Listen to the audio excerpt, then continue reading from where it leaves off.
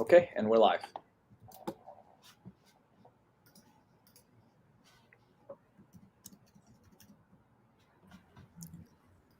Hello, everyone. Welcome.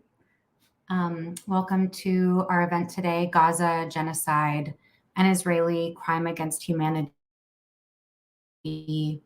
I'm honored to be here, welcoming you all to what will be surely a rich conversation among our esteemed guests. I'm going to begin with a land acknowledgement. I'll do some thank yous and introductions, and then I'll pass it on to our speakers. So I'm joining you from the University of California, Berkeley, which is based in Huichin and unceded Lishan Ohlone territory. This land was never ceded by those indigenous to this region. It was seized through violence and against the Ohlone people's will. And today, Ohlone people continue to struggle for their survival, land back, and a thriving decolonized future. So grateful to be here with you all today. I want to send some thank yous out to everybody who worked on preparing this event, starting with Dr. Rabab Abdulhadi, who will be hosting us today. Also, a big thanks to the crew who worked on creating the flyer and doing all the tech and inviting our co-sponsors. So thank you to Laith and to Lean and to Mariam. I want to take a moment just to thank the many co-sponsors of this event, which was sponsored first by California Scholars for Academic Freedom, also Teaching Palestine, the Palestine Arab and Muslim Caucus of the California Faculty Association, AMED, or the Arab Muslim Ethnicities and Diasporas Program at San Francisco State University, JVP National, that's Jewish Voice for Peace National, and also Jewish Voice for Peace Bay Area, the Right to Education Campaign of Birzeit University, the Euromed Human Rights Monitor, and Students for Justice in Palestine National. So thank you to all of our co-sponsors and everyone who worked to make this event possible. So my name is Brooke Lober. I teach in Gender and Women's Studies at the University of California, Berkeley, and also at Sonoma State University. I'm also an organizer with Jewish Voice for Peace Bay Area, and I'm a member of Feminists for Justice and for Palestine, and just grateful to be here with you all today. Thanks, everyone.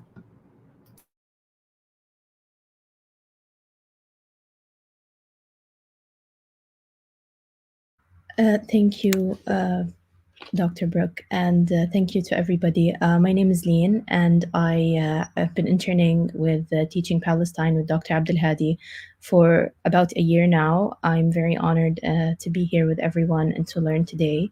I'm from the south of Lebanon. My family has been displaced since October, and because of the constant bombardment on the southern border of Lebanon. I'm thrilled to, I'm excited to learn, but it's also very saddening that as we speak, there are so many people being killed as we talk. The numbers keep updating and they're very heartbreaking. So mostly I help with the media coordination for Ahmed Studies and Teaching Palestine. I graduated from the American University of Beirut with a degree in media and communications. I also want to introduce my colleague who wasn't able to be here today, Mariam, who helped a lot with the tech work and with the flyer. Mariam is an Iraqi immigrant, and she's currently studying Middle Eastern studies at the University of Houston. She's part of her local SJP's chapter and works with me on social media for Ahmed and Teaching Palestine. Then I'll pass it on to Dr. Abdulhadi. Laith first. Hi, everyone. My name is Laith. I study at the University of Minnesota, Twin Cities, in gender, women, sexuality studies. I am interested in queer Iranian diasporas.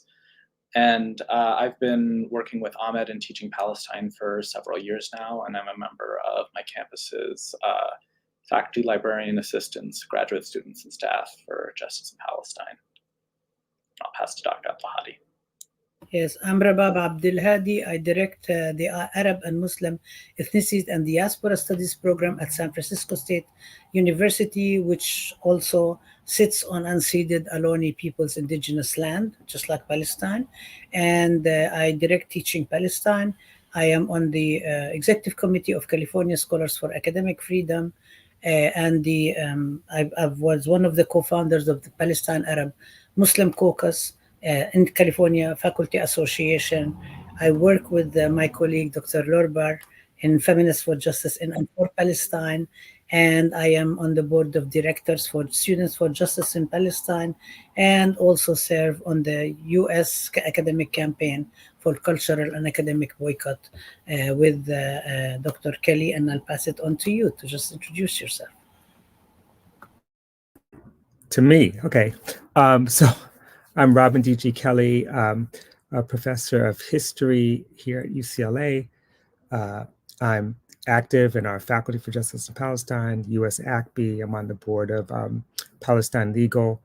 I don't write directly about Palestine. I have been writing quite a bit with respect to its relationship to both Black solidarity, but also just understanding the character of apartheid there.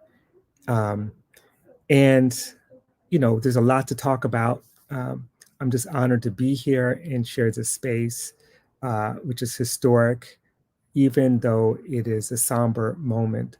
I think the future is open, and I'll just leave it there. And I guess I will pass it on to Noor. Okay. Marhaba, hello everyone. My name is Nouri Younes. I'm Palestinian living in Israel. Today, I am the spokesperson of the Arab Student Movements Union. Originally, I'm from Wadi Ara, close to Haifa, but I've been living in Jaffa in the past 7 years. In previous roles, I was a legislative fellow at the US Congress. I worked at the European Parliament at the Euromed and Middle East Unit. I was an intern at the Knesset, and I was also a former government affairs officer for the Coalition of Human Rights Organizations in Fight Against Occupation, aiming, to change and try to change the policies from within the inside.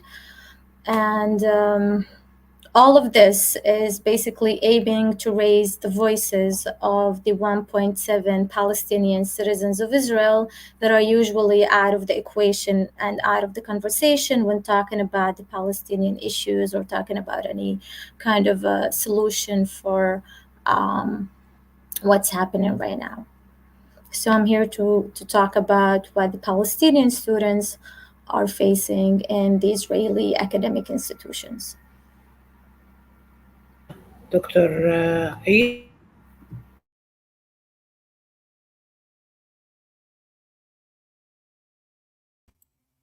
Can you hear me now? Sorry. Yeah, sorry. Hi, my name is Haidar Eid, and I am an associate professor of literature and cultural studies at what used to be Al Aqsa University in Gaza. I spent the first 2 months of the genocide in Gaza, and I have been displaced 4 times actually.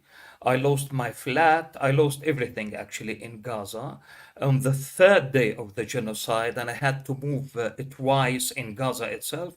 And now I'm talking to you from South Africa. I was evacuated with my family to South Africa on the 5th of December by the South African embassies in Ramallah and in Cairo. And I will talk about my experience, in fact, my personal experience going through the horrific genocide in Gaza. And I'll talk about the colleagues and students and friends whom I have lost as a result of the Israeli genocide in Gaza. But I'm also a member of the Palestinian Campaign for the Academic and Cultural Boycott of Israel, PACB, and I am a co-founder of the Boycott National Committee, the BDS movement in Gaza, and the National BDS campaign in Palestine. And I'm also co-founder of the One State campaign. Thank you. Thank you. We are waiting for the other participants in the panel. So we have Fayrouz Salame from Birzeit University, who appeared on the screen and then disappeared. So we think it's a connection problem. We also are expecting attorney Ahmed Abu Fool from Al Haq, who is going to be joining us from European Parliament in Brussels. He's just going to the hotel for sound, and we are now already have Professor Richard Falk with us. Professor Falk, people are just introducing themselves, just going a round of introductions. So maybe you can just introduce yourself while Fayrouz and Ahmed appear. Go ahead.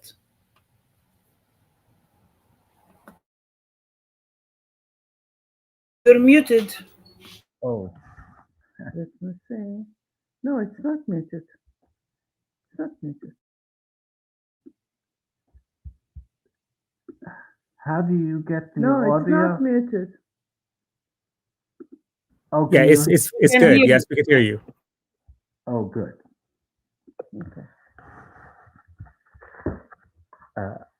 I'm very happy to be with all of you on this important occasion, and to say that I'm a professor of international law, emeritus from Princeton, and was special rapporteur for the UN Human Rights Council between 2008 and 2014 for occupied Palestine. I hope that we will have a illuminating discussion tonight. Tonight here, I'm in London, and I apologize for having to leave after a half hour because of a conflicting commitment that was a result of my own confusion, time zones and so on. So I won't. Now, can you turn. say what is it that what you're doing in London, and why did you stop being the rapporteur at the UN? When did I stop?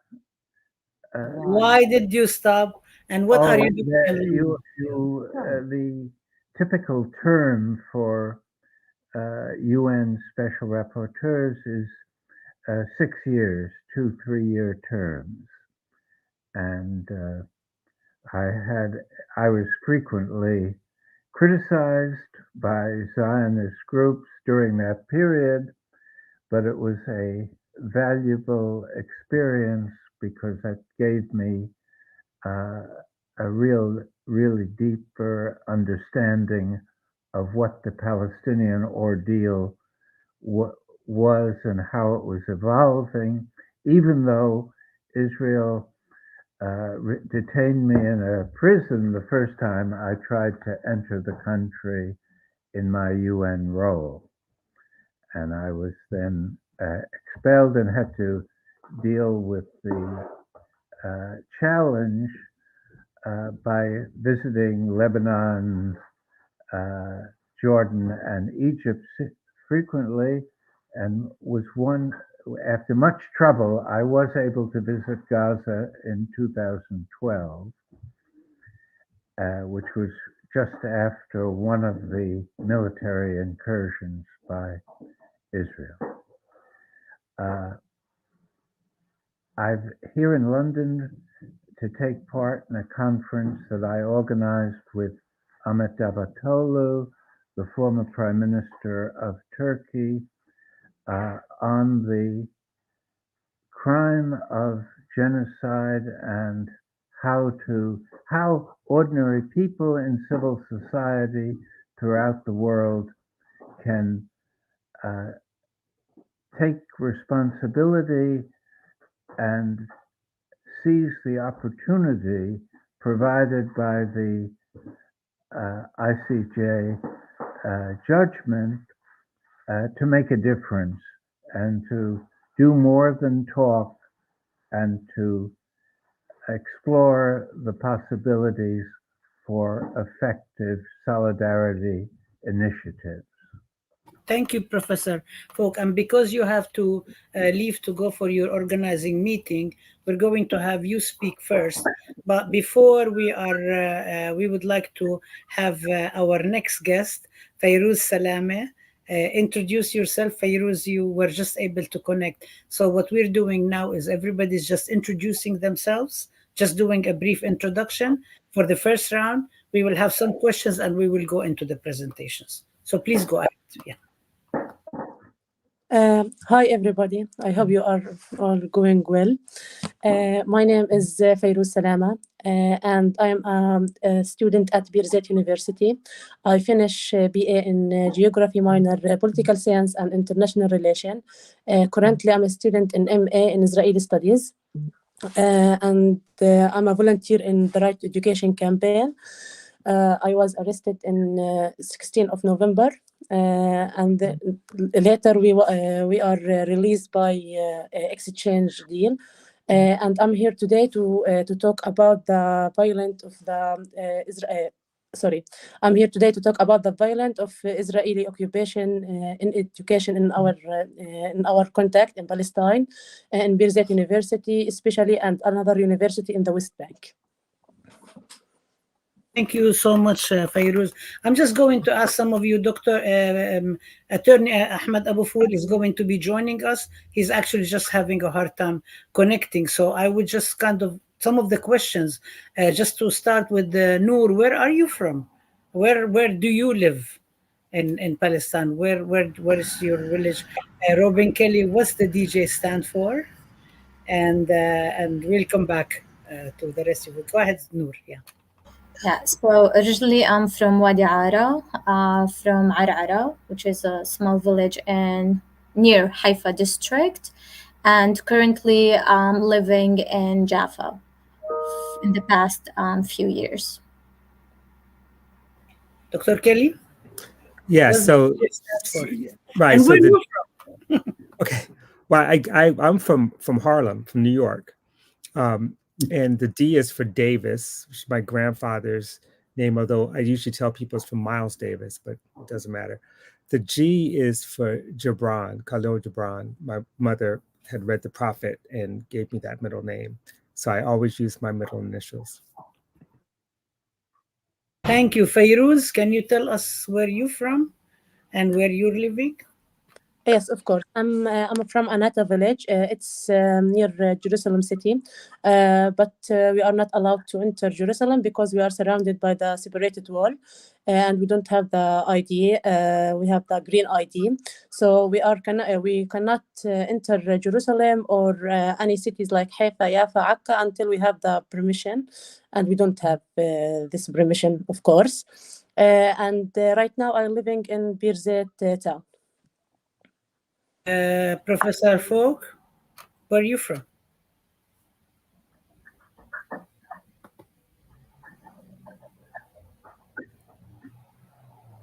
Richard. Oh. Yeah, where are you from? Tell us a little bit about you. Well, I'm currently living in Santa Barbara, but I'm from New York and Princeton in the East Coast of the U.S. Professor Eid, where are you from? Yeah.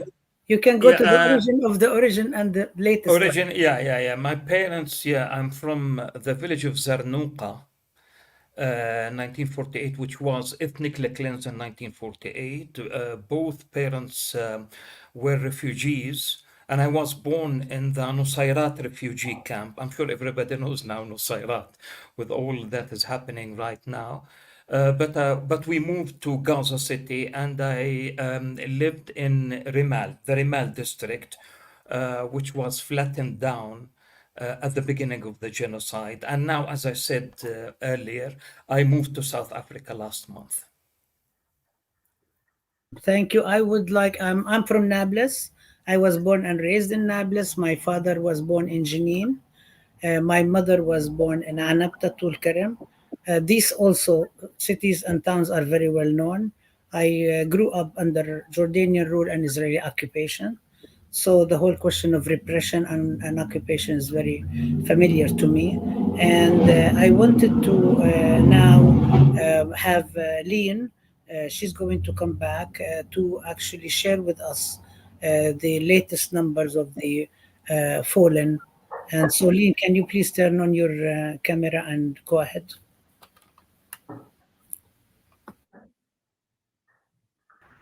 Thank you, Dr. Abdulhadi. So I'm going to present the figures, the most updated figures as of January 30 by the Palestinian Health Ministry in Gaza with the numbers. So just excuse me while I share. And if I can ask everybody while the slide is being shared to take a moment of silence in honor of all the martyrs who have fallen in Palestine and throughout the world for justice. And everybody who's injured, we hope that they will heal. Everybody who's displaced, we hope that they will just get back to their homes and the homes of their homes. Everybody whose home has been destroyed to be built, and everybody who's sick to be able to get the health needs that they need, and everybody who's deprived of self-determination, who's under occupation, to be able to realize freedom and justice. So let's take a moment of silence.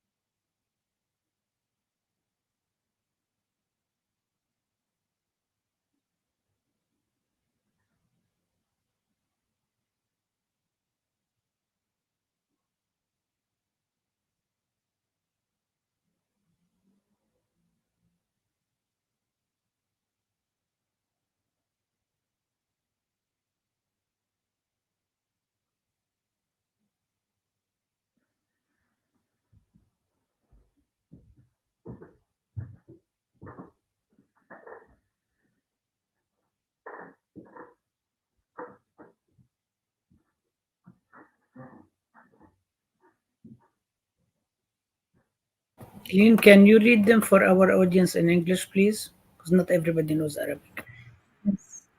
Yes, of course. So as you can see on the top left, there's the date. It's the 31st of January, so it's as of today. And this has been released by the Public Health Emergency Operations Center in Gaza. And if you look at the fifth bullet point, it says the number of martyrs has reached 26,901, 70% of whom are women and children, 16,610 of them. And then you have also the number of injured people are more than 65,949. Of course, we know that these figures are base and they could be much higher because how difficult it is to be counting the injured and the martyred after the health system has completely collapsed.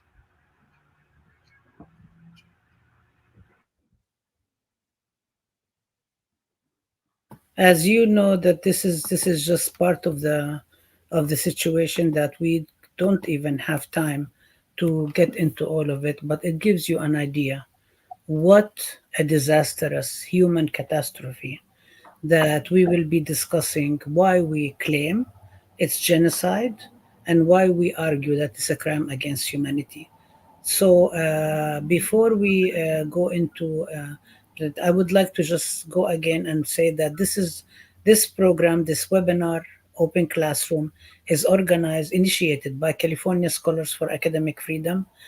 Professor Richard Falk and I co-organized it, and we will be joined also with Ahmed Abu Foul from Al Haq, who's now at the EU conference in Brussels, to speak also about the testimony he has just given in San Francisco, in Oakland, against Biden, Blinken, and Austin. And but we started this. We decided to do this as part of an educational teaching, continuing, because all our members are educators, scholars, and the California Scholars for Academic Freedom. We are very much concerned with what's going on. And we concern ourselves, of course, with education, but also with the conditions that surround education. Several other groups that we've mentioned have come together and are each one of them in its own right is doing all sorts of work. And when we have a chance, maybe we will share more about each group so people will know. Some groups are represented here and they will be able to speak about it. Some groups who are not, we will do it or we'll do it later on. This is also part of open classrooms for the Ahmed studies and for teaching Palestine that we will be doing more. So we're hoping that you will be able to join us more on February 8th. The PAM caucus is organizing a teaching that we are joining, and I will maybe ask my colleague, Professor Lorber, to speak a little bit about it because we're part of that committee. But before I do that, I wanted to actually call on Professor Falk because he has to go back to the organizing conference, organizing the world to change the world. So if you would like to make your intervention now, and then we will go around and also hear from everybody else. So go ahead, Professor Falk. Thanks so much, Rabah. And again, my apologies for having to leave. This is a very momentous moment in this long, horrible period of genocidal action against the Palestinian people. The momentous decision of the International Court of Justice a few days ago was a great moment for the court because it showed that the judges, the great majority of the judges, followed law and justice rather than the flag of their country. And many people didn't expect, for instance, the US president of the court to side with the Palestinian application presented by South Africa for provisional measures. So it was a moment that one can take pride in this institution as standing above geopolitics. At the same time, it illuminates the frustration of not being able to implement the law, at least through the typical institutions of authority, either governmental or institutional. The UN has proved helpless, paralyzed by the US use of the veto, and Israel has been consistently defiant toward international obligations that go against their strategic and territorial ambitions. So the question, you have a clarity of law, but you have a crisis of implementation. And what the moment emphasizes is the responsibility and opportunity for civil society activism to change the balance of forces sufficiently so that governments are compelled to take action that will at last bring this genocidal onslaught to an end. And it's a critical moment in the genocide because of the growing threat of starvation, mass starvation, and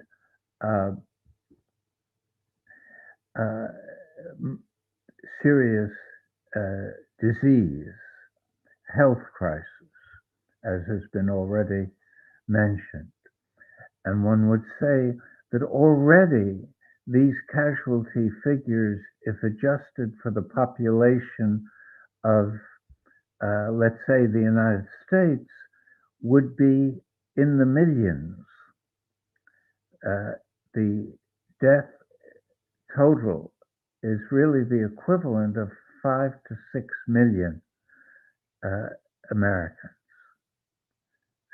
So one doesn't get the full magnitude of what this has done to a coherent population group until one understands that the intensity of this cruelly proclaimed genocide. And I would just say, in bringing my remarks to an end, that international law could not be clearer that this is genocide. And the frustration of the legal process is that what was decided in The Hague was just the provisional measures. And what the eyes and ears of the world know without any further action by the tribunal is that this is the most transparent genocide in human history. Never before have the atrocities been disclosed in real time on a day-by-day basis. And there is no question from a political and moral perspective, this is genocide. And for the world to have to wait for the legal confirmation of this substantively is a sign that there needs to be significant global reforms. So what I would say in closing is that this is the time for maximizing civil society activism and global solidarity initiatives. And it is a time of great sadness for the suffering, but hope that the liberation of Palestine is not any longer a distant dream, but has become a political project as a result of what has been happening these past few months. Thank you. Thank you, Professor Folk. I'm just hoping that maybe you could just stay a little bit to hear the testimonies, and then we'll release you to go, unless you need to go right this minute. And thank you so much. And we will definitely be able to discuss also what does this moment mean in terms of the liberation of Palestine. We will now go to Noor Yunus, who is a student, Palestinian student in Israel in the 48 areas from the Upper Galilee, and who lives in Jaffa, and to speak to us about the conditions of Palestinian students in Israeli universities, and what have you been going through generally, and what have you been going through recently. Yeah. Just to clarify, I'm not a student. I finished my studies. However, I do work with the union. So I'll give you more background of what is happening right now and what are the challenges that are faced by the Palestinian students right now in the Israeli academic institutions. So basically, we are a collective of 26 student movements across the country. We decided to be united right now just after the 7th of October event because of the collective challenges that are facing the students across the country. So I'm here to talk about the persecution of the Palestinian students inside the Israeli academic institutions.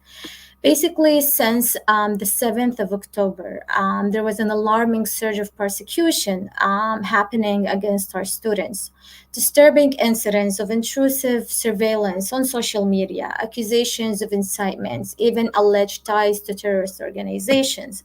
There was even subsequent legal and disciplinary actions initiated by Israeli academic institutions against their own students.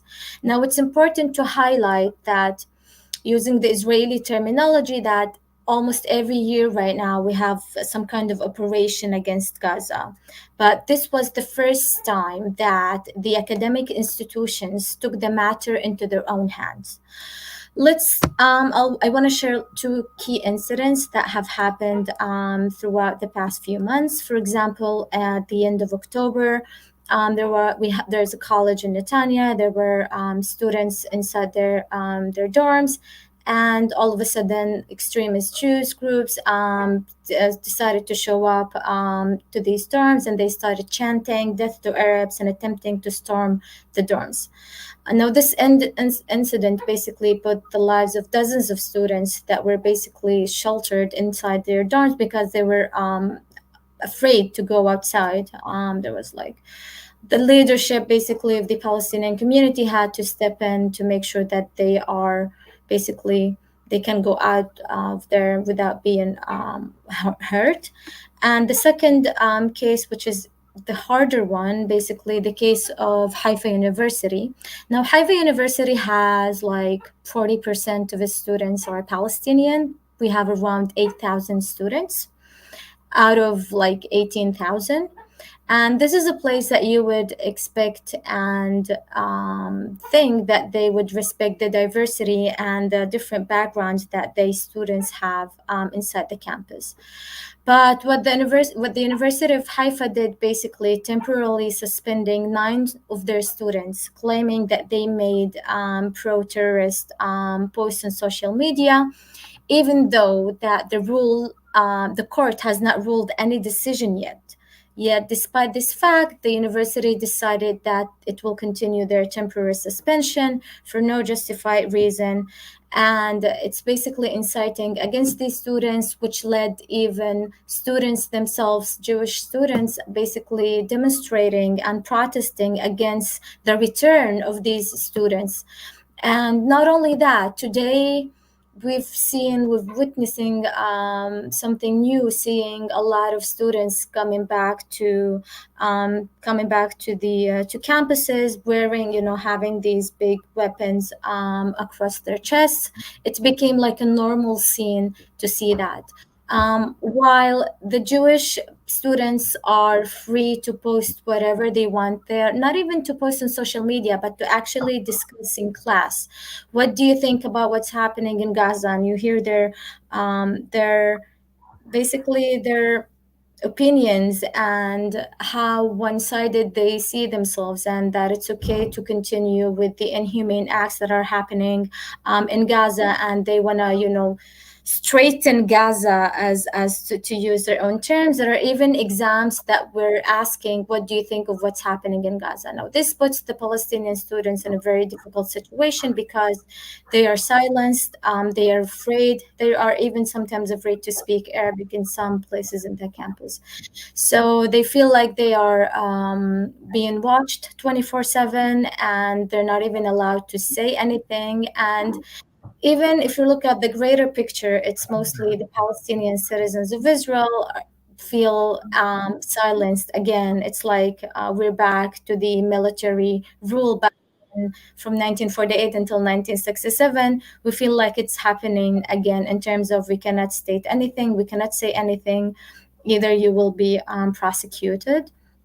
But not only that, even the Ministry of Education itself basically issued strict instructions to address incitement cases, broadly defining support for terrorism. And basically, this includes expressions of solidarity with the Palestinian people. And because of these events, we've decided that we need to conduct a survey just to see what are what our students are feeling, how they are processing everything that's happening right now. Almost 1,000 students participated in the survey, and we have some really worrying and disturbing results. Mostly about mental health, about sense of security, where like over 85% of the reported impact on their sense of security. They're not feeling safe to go back to school. They're not feeling safe to go back. But, you know, most of the Palestinian towns are segregated from the Jewish or mixed towns. So that means that most of the Arab students, Palestinian students, need to be at the dormitories. But they're feeling sense of loss, sense of insecurity, and around 72% even feel that they're being observed and prosecuted on social media, and even when they're talking in schools.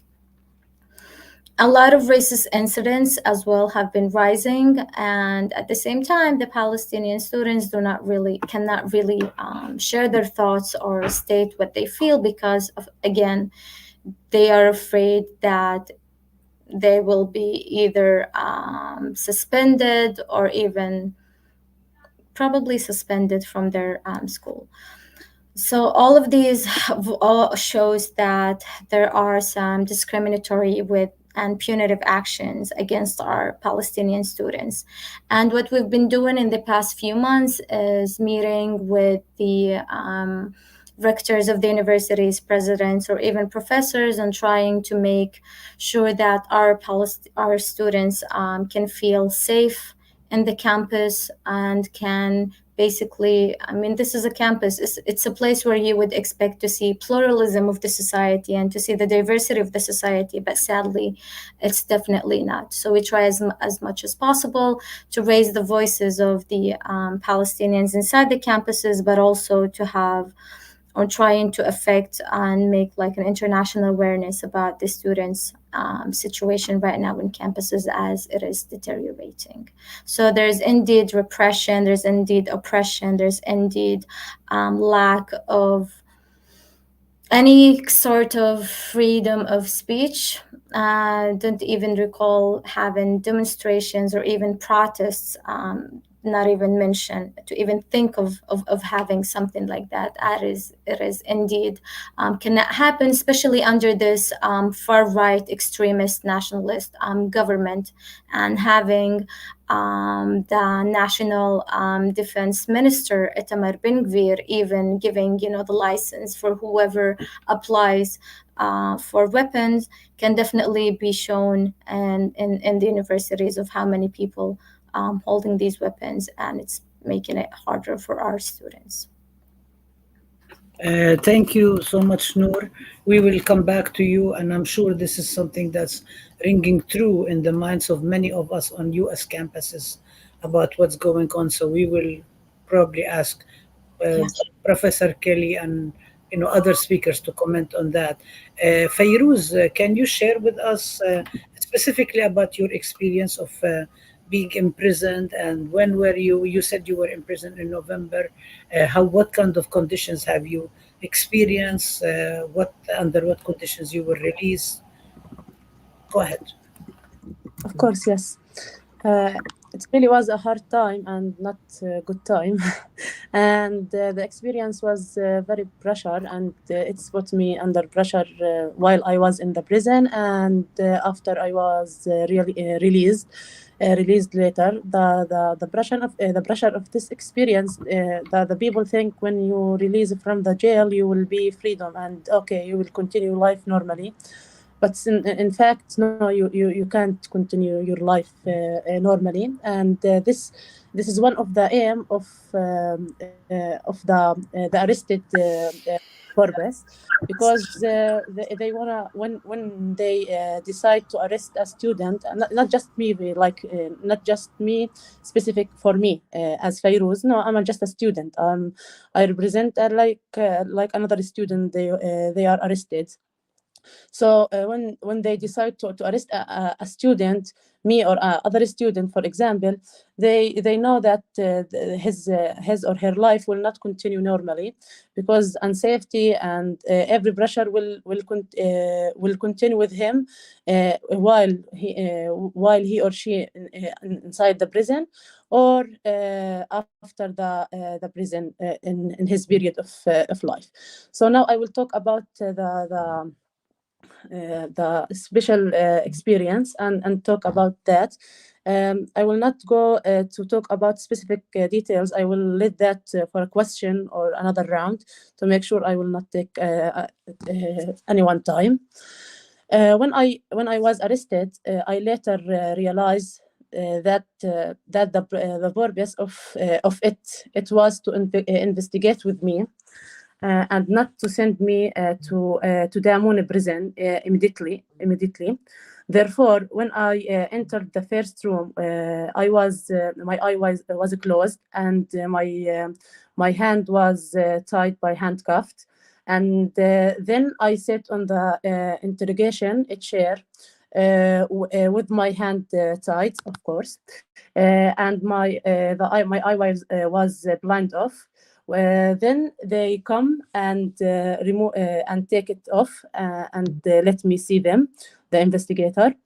And the investigator responsible for me and introduce herself like an Israeli investigator, and she will be the person who will be in my file, and she will investigate with me like the main investigator, because when I was in the investigator, I will not spend all my time just with one investigator. It was a group of them, each day with someone of them. After this first session of investigator, another session continue, and in this point I want to mention that when I was in Ofar prison, not with the other female Palestinian prisoner in Damoun, and I was alone in Ofar. And I spent all my time between the jail in Ofar and the room of investigator inside, of course, Ofar. Okay, the first investigation session provided to me with an introduction to thinking that reminded me the present with me as my experience. I lived until the last day of the investigation, namely my presence in the investigation as an individual who is treated as a case of research and experimentation and examination. This investigation aims to humiliate us as a Palestinian and humiliate us you as an individual person, and search for all of your weakness and your strength point to torture you and humiliate you. This is verified by the process of searching about all of things about your life privately, everything you do in your life before the jail, who's your friend, what you are studying in the university, what are you doing in your life as a work, or what you don't do as a work, what do you prefer, what do you not prefer, every kind of this detail they mention and bring it to the table in the investigation. However, my realization of this made me return to my memory while I was in prison to the meaning of the individual and his value as a human being. Or even the theoretical and physiological organs of torturing and how they can they wanted to control us, and how they use the power that they have it, but not legal power, unlegal power, to force you to talk what they want what they want you to talk, not the reality and the fact of the political context that we live. And the fact that is we are living under colonialism system is the fact. And as a Palestinian, or as a Palestinian, as a civilian, or as a Palestinian like student Palestinian, we have the right to face and not shut up about our right to resistance, or to fight until we're liberation. This fact they don't mean they in investigation they don't understand this fact, or to be specific, they does not understand it. No, they understand it, but they hide it to just create a new contact to make your pressure, and to make anything they will do, like torturing, it's legal. They just hide the fact to explain what they talk, what they do, and anything they want. So that's about like just general what I live in the experience. So I don't know. You want me to continue about the right to education now, or no? Let's maybe come back to this. Just want to clarify that Ofar is a prison that's built in a settlement right outside Ramallah, and it's also the place where they do military tribunals for children, for Palestinian children. And they mostly hold men, and so the Amun is a prison for women, and it's very notorious. I mean, if people, we actually had 2 Palestinian freed prisoners speak before, and we will be having more to talk about it, because the experience is really vast and horrendous, as well as the men, about what's going on.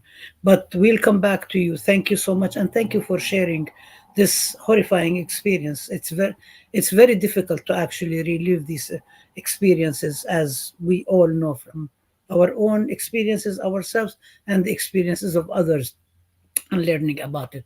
I want to actually go now to Dr. Eid, and maybe have you tell us about what were the conditions, what are the conditions of Gaza? How are you? I know we had this big conversation about, because you always used to refuse to even go to speak in conferences. I remember even at one of the conferences, American Studies Association, that Fred Moten invited you, and he put an empty chair. So it's always like, where is Haidar? And Haidar doesn't want to leave Palestine. So you and we it was very tortured discussion that you've mentioned, and so on. So maybe you can just share with us the conditions in Gaza and your own situation, and where are you at, and what's happening with you. Thank you so much, Rabab. I just want to clarify one thing, is that I've been through all the previous 4 massacres: 2008 and 9, 2012, 2014, and 2021. And I'm a graduate of University of Johannesburg. I got my PhD degree in literature and critical theory back in 2000, and I decided to go back to Gaza in 2005. So I lived through the medieval blockade since its imposition back in 2006. People talk about the beginning of the blockade as that it began in 2007. But in fact, it began in 2006 when the people of Gaza and the West Bank were asked to go to the polling stations and vote for their representatives. That is to say, when only 1/3 of the Palestinian people were asked to vote for their representatives. And unfortunately, they voted against the 2-state solution. They voted against the Oslo Accords. And this is why apartheid Israel, in cahoot with reactionary Arab regimes and the United States of America, decided to impose a deadly medieval siege on the people of Gaza. That is the context within which the events of October 7th took place, in fact.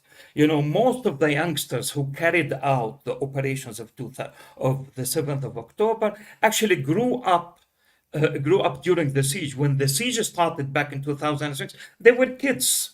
They know nothing about the external world. Gaza is literally People call it an, mainstream human rights organizations call it an open air prison. I personally call it a concentration camp. Because I don't know what an open air prison is. It is literally a concentration camp, 360 square kilometers. I mean, if you take your car, if you drive from the borders with Egypt in the south, Rafah, to Beit Hanun, which doesn't exist anymore, by the way, it takes only half an hour. Only half an hour. That's the longest distance you can drive in the Gaza Strip. And then, on top of that, apartheid Israel decided to launch a massive war in 2008 and 2009. I was there. And at the time, I was contacted by the South African embassy in Ramallah, and I was given the option of leaving Gaza, and I decided not to do that. The same thing happened in 2012. The same thing happened again in 2014 when Israel launched a massive onslaught on Gaza for 51 days, during which it killed 2,200 people, including 600 children.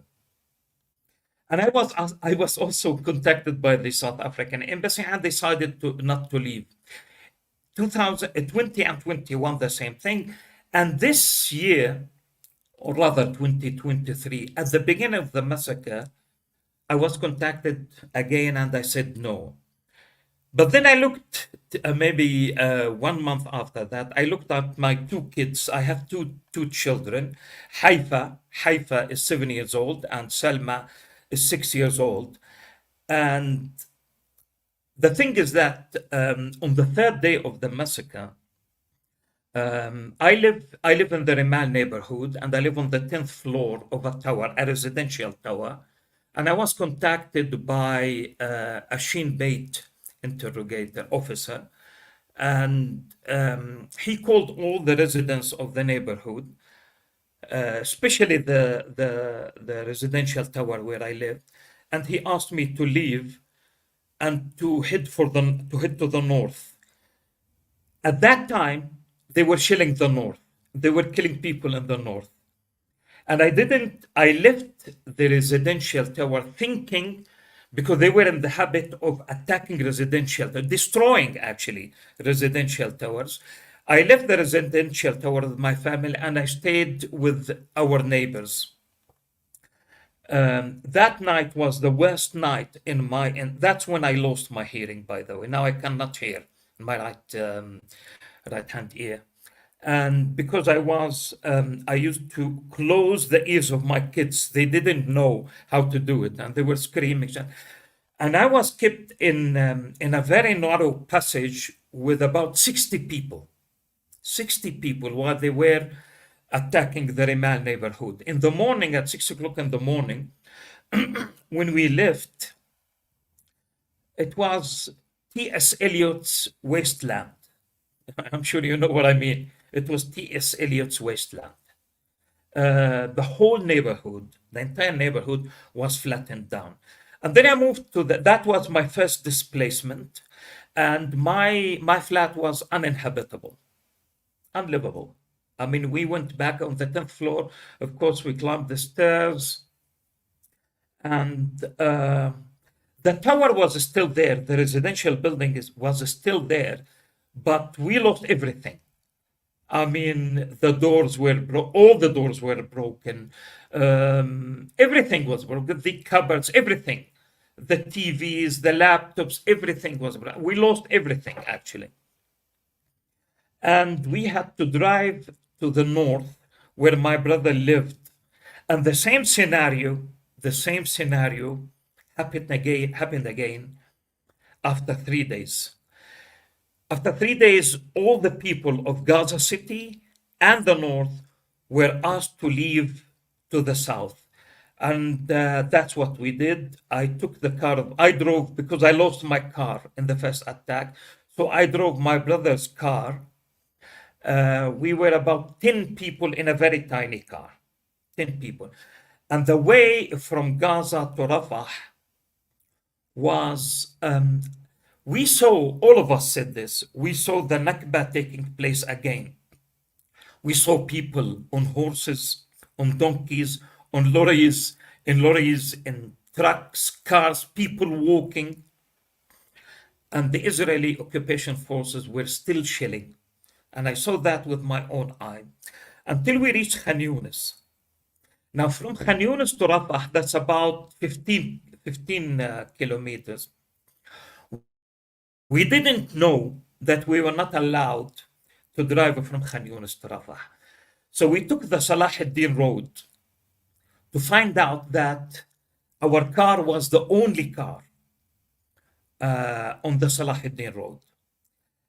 And that was a time when my brother, who was sitting next to me, had a heart attack, a mild heart attack. And I couldn't return to Khan Yunis because they were shelling. And all the family was inside the car. My own family, my brother's family, everybody. We're about 10 people, actually. And then I had to press on the accelerator, not knowing whether we were going to be killed or not, because we had the only car on the Salah ad-Din road. But anyway, we reached safely, just to find out afterwards that that day I had lost two of my colleagues in the English department, literature department. And 2 days after that, I discovered that I lost one of my most brilliant students, who was also a BDS activist, together with his wife and two kids. His wife was also one of my students. We stayed in Rafah. That was my third displacement. And that was the time when the South African embassy contacted me again, and we decided to leave because of my kids. I mean, they couldn't take it. We couldn't, some nights we couldn't find food and clean water to feed them. And they would ask for food, and will we have money? But there was no food to buy, and there was no clean water to buy. All foreigners were allowed to leave, and South African citizens, luckily I have a South African citizenship, were left until the end. So 9,000 foreign nationals were allowed to leave, and South Africans were never given that permission because of the stance taken by the South African government at the time. Luckily, nothing to do with the ICJ. Otherwise, we would have never been allowed to leave Gaza. And we left Gaza on the 4th of December. That's to say 2 months after the beginning of the genocide. And I think it's enough just to tell you this testimony.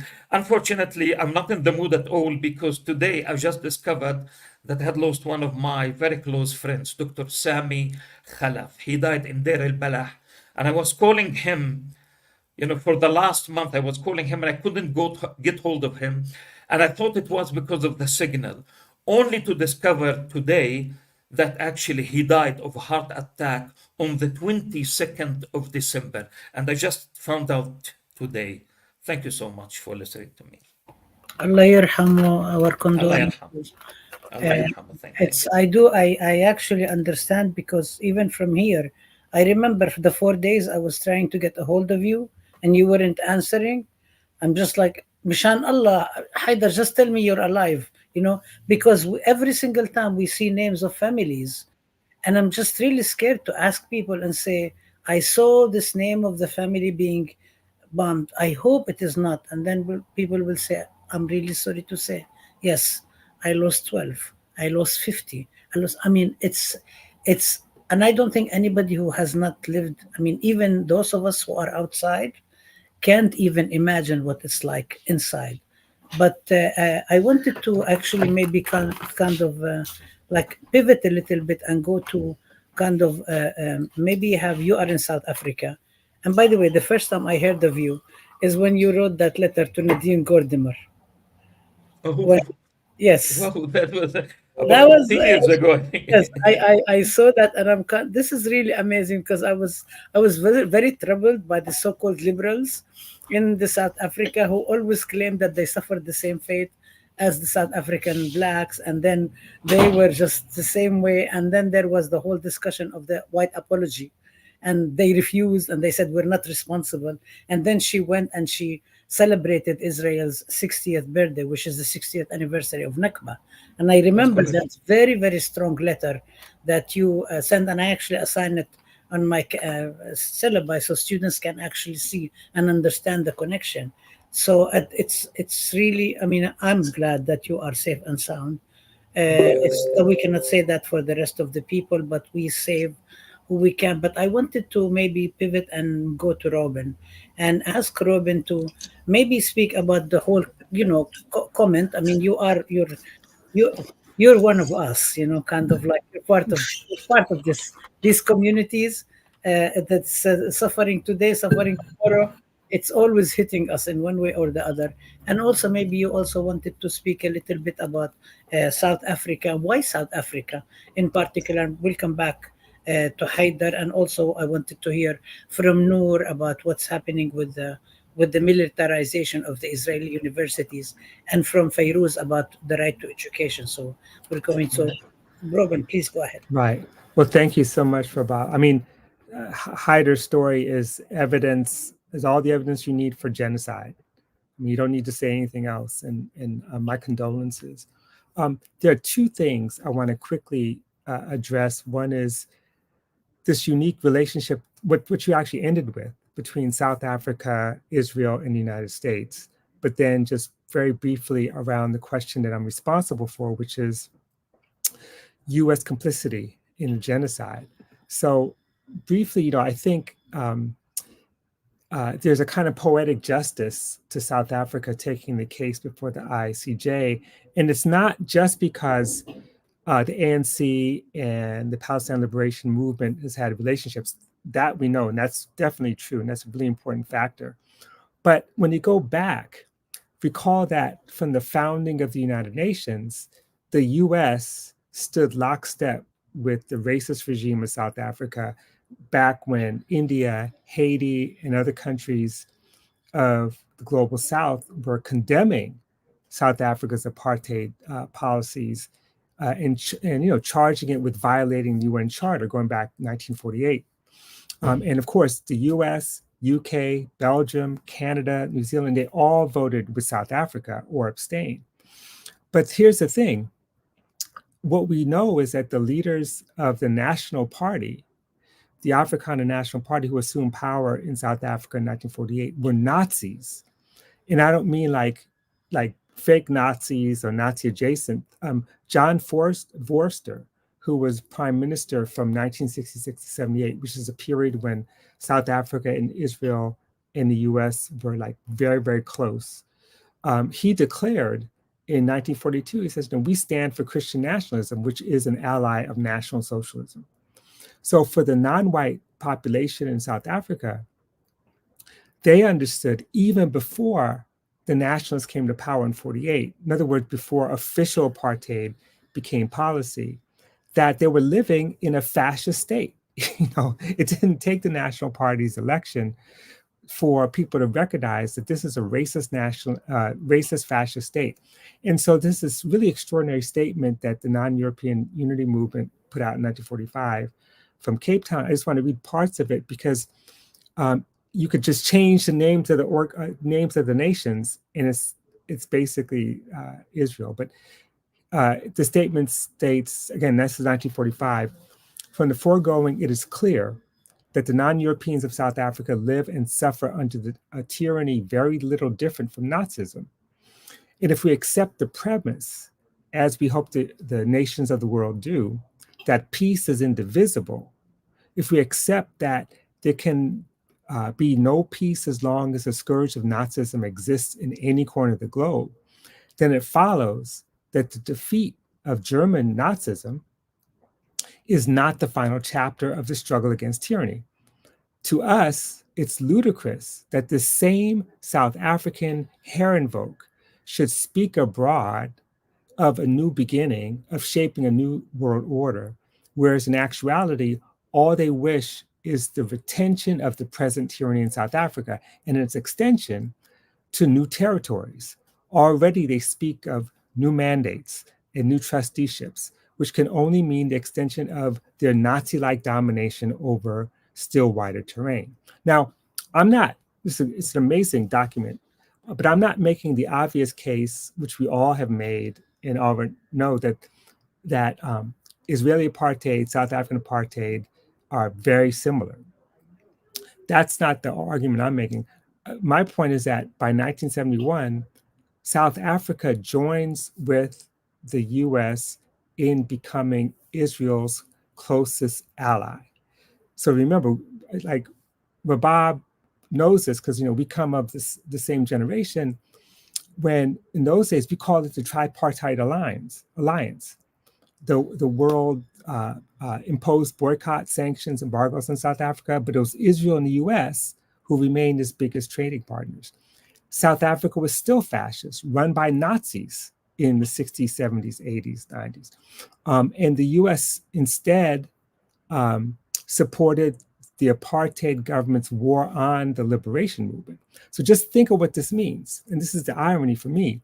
Israel and South Africa collaborate in their mutual military buildup, in their counterterrorism operations, not just in South Africa, but throughout all of Southern Africa, Angola, elsewhere, occupied Southwest Africa, which was like the South Africa's colony. In other words, the very movement whose people were jailed with the help of Israel and the help of the US are the ones who brought charges against Israel, right? They may not have been directly jailed, but they're of that generation or of that movement. And that said,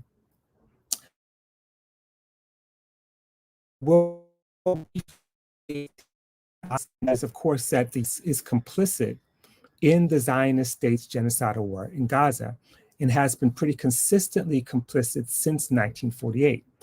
And of course, all this is laid out in the case going before the US District Court right now in Oakland against the Biden administration. So I'm not going to repeat that.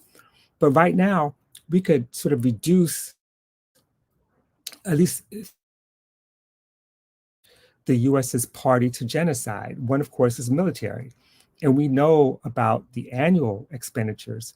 We also know that after October 7th, between October 7th and December, the US expedited an additional $2.8 billion in support in the form of transport planes, 15,000 bombs, 57,000 artillery shells, plus 106 million in tank cartridges, 147 million in more artillery shells.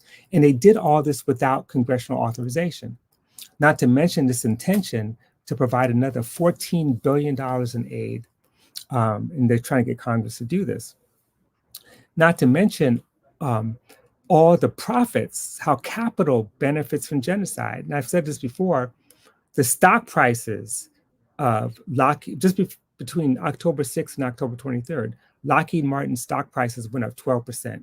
Northrop Grumman went up 15%. General Dynamics went up 10%. Raytheon went up 14%, and so on and so forth.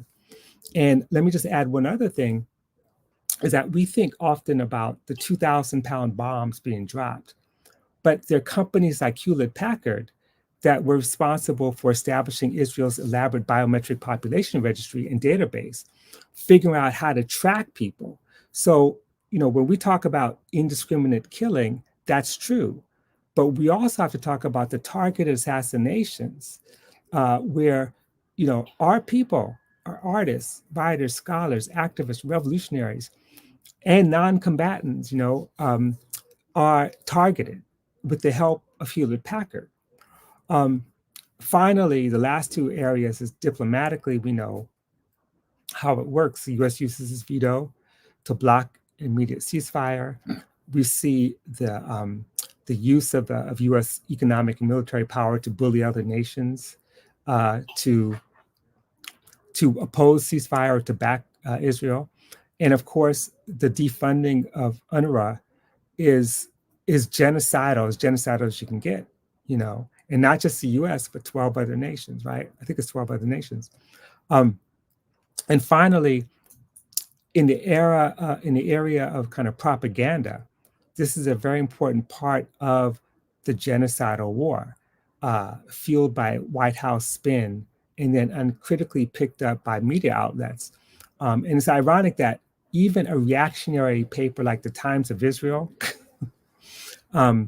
actually has slightly more accurate reporting than some of the US papers. But anyway, it's inseparable from this misinformation about the violence and the offensive ads, TV ads. Some of you have seen these.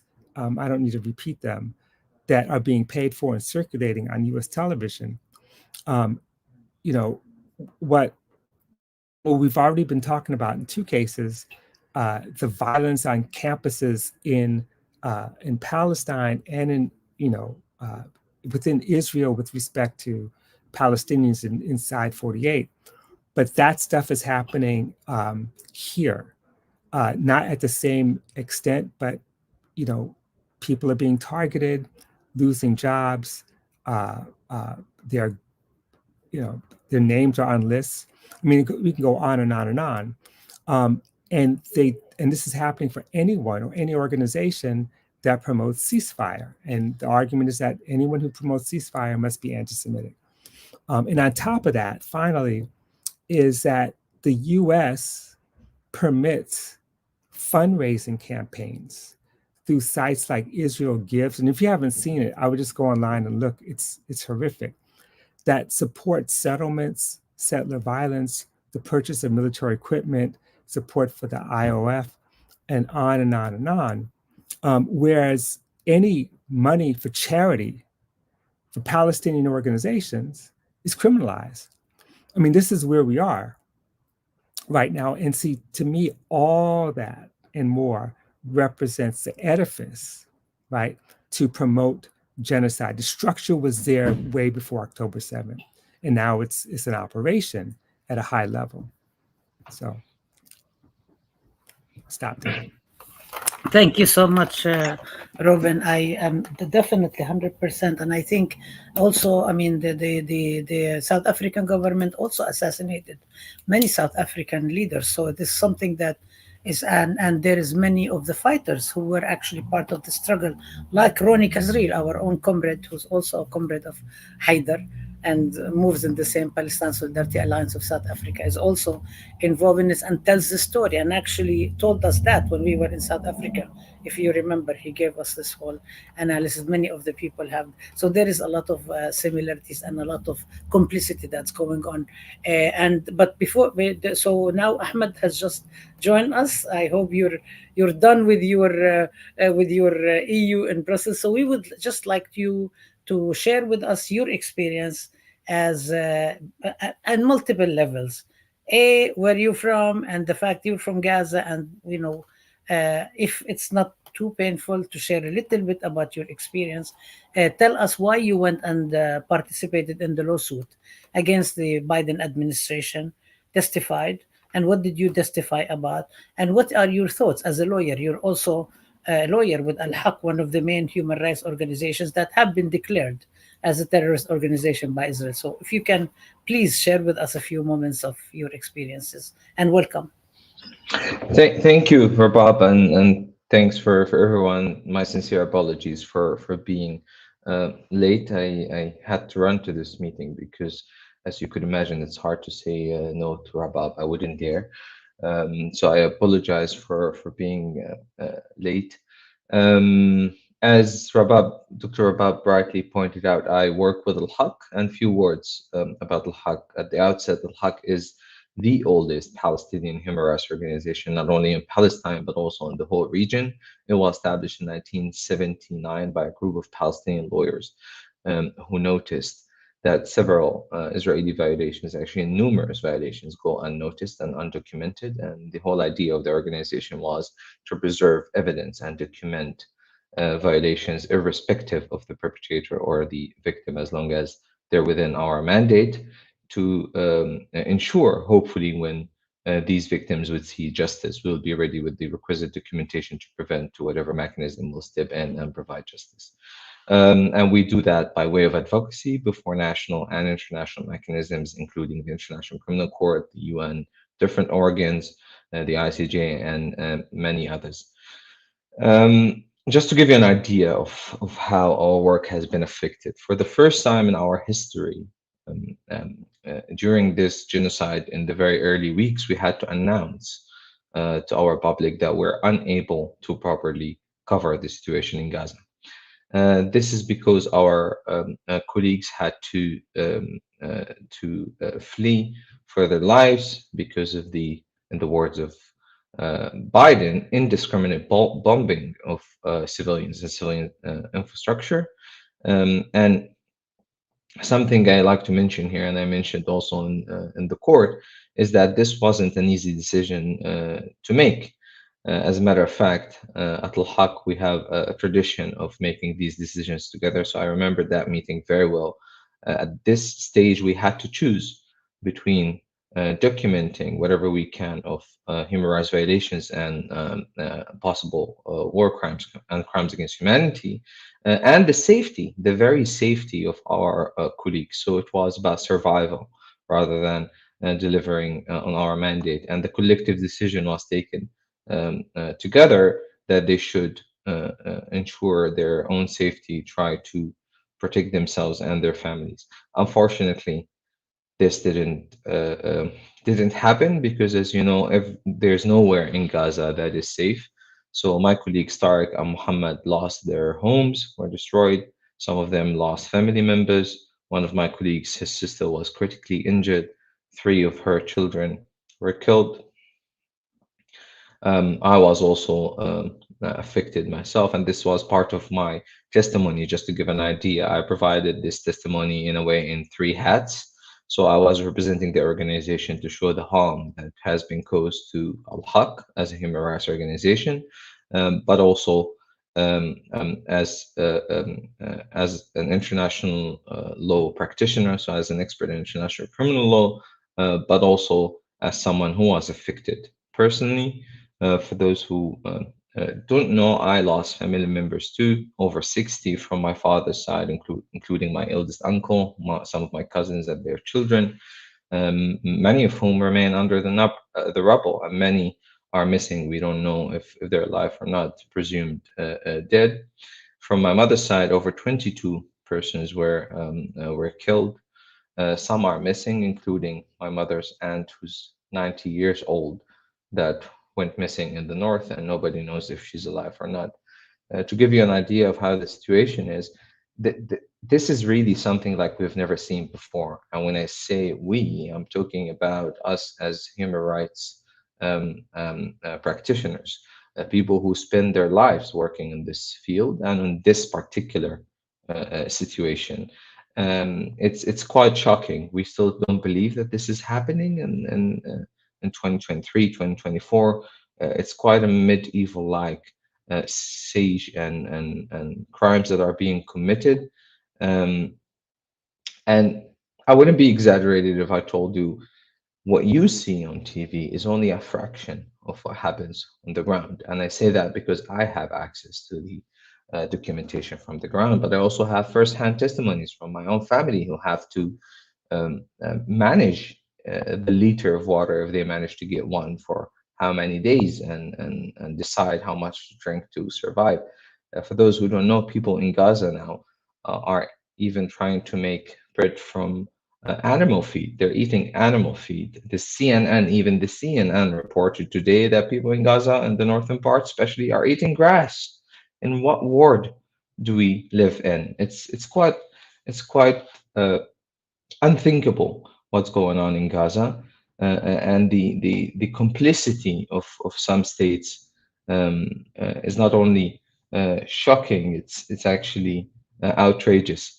The bare minimum in such situation is to call for a ceasefire. It's quite shameful. It's disgraceful in some states that are not calling for a ceasefire, especially the US. The US bears a huge responsibility. If there is any country in the world, if not the only country in the world, that can actually stop this, now, if it decides, it is the United States of America. And this was the reason why we took this case to the court against 3 defendants: President of the United States Joe Biden,